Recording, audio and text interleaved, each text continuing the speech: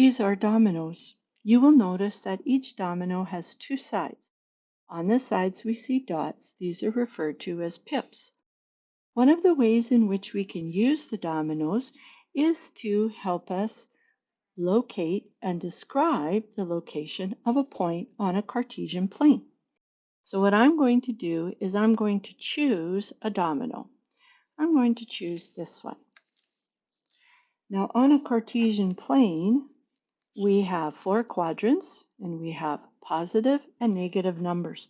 So I'm going to decide that the left side of this domino is a negative and the right hand side is going to be a positive.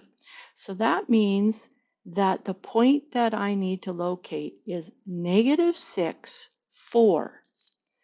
So if I want to do -6, 4, I am going to start at the point of origin and I am going to go left to -6 and then I'm going to go up to 4.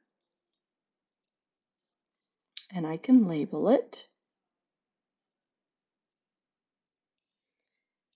Now what I want to do is have a partner with their Cartesian plane, and I'm going to describe how to locate that point.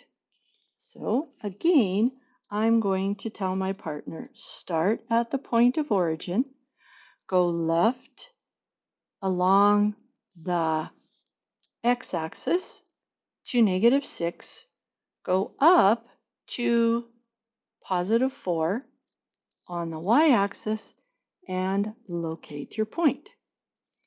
This is one way in which we can use the dominoes to help us locate points on a Cartesian plane and describe the location to a partner.